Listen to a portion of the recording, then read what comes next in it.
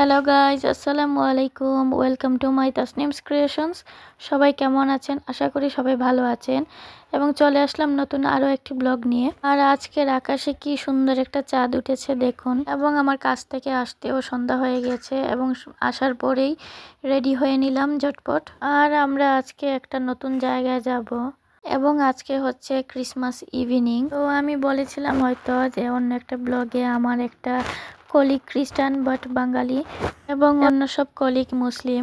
তো আমরা সব কলিগ মিলে আজ ঠিক করলাম ক্রিসমাস ইভিনিং দেখতে যাব। তো এটা ছিল একটা চার্চ। তো আমরা মা মেয়ে চলে আসছি, আর এই যে এখানে আমার কলিগরা দাঁড়িয়ে আছেন আমার জন্য ওয়েট করছে। তো এখানে আমি অল্প অল্প করে ভিডিও করছিলাম, কারণ যেহেতু এটা একটা উপাসনালয়, সো এখানে কোনো অবমাননা হোক সেটা আমি চাইনি। এখন হয়তো অনেকে মনে মনে ভাবতে পারেন আমি মুসলিম হয়ে কেন একটা খ্রিস্টান চার্চে গেলাম।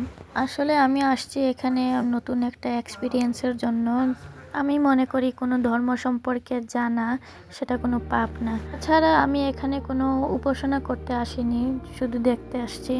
আর কোনো উপাসনালয় কিন্তু অপবিত্র নয়, প্রত্যেক ধর্মের প্রত্যেক উপাসনালয় কিন্তু পবিত্র।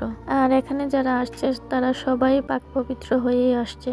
এখানে সবাই যিশুর জন্মদিনের উইশ করতে আসছে, আর এটাকেই বলে ক্রিসমাস ইভ। আর এখানে আসার পর একটা জিনিস বুঝতে পারলাম, কোনো ধর্মেই আসলে খারাপ কিছু শেখানো হয় না। আমরা মানুষের মধ্যে ভালো মন্দ ভেদাভেদ থাকতে পারে, কিন্তু কোনো ধর্মে খারাপ কোনো উপদেশ দেওয়া হয় না, বরং ভালো ভালো উপদেশ দেওয়া হয়। এখানে ফাদার অনেক ভালো ভালো উপদেশ দিচ্ছিল এবং ভালো সৎ পথে কীভাবে চলতে হয় সেই সব সম্পর্কেই বলা হচ্ছিল। আর একটা কথা হলো, আমরা যাকে ঈসানবী মানি, এখানে ওরা ঈসানবীকেই যিশু মনে করেন।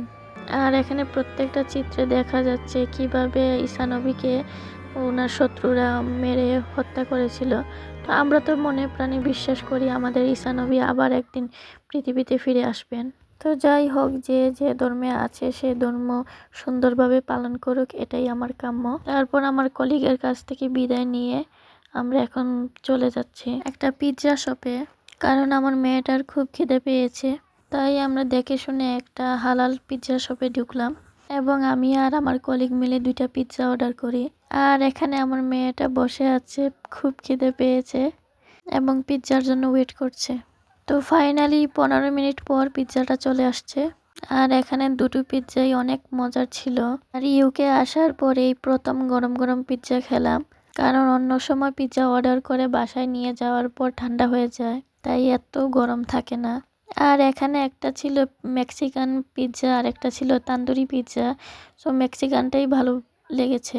আর এরই মধ্যে নিসার আব্বু ফোন দিয়েছেন তাড়াতাড়ি বাসায় যাওয়ার জন্য, কারণ আজকের ওয়েদারটা খুব কোল্ড ছিল, -2 ডিগ্রি।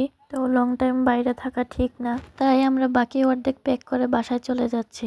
আর আমার আজকের ব্লগটি কেমন হয়েছে প্লিজ কমেন্ট করবেন। তো সবাই ভালো থাকবেন, সুস্থ থাকবেন, আল্লাহ হাফিজ।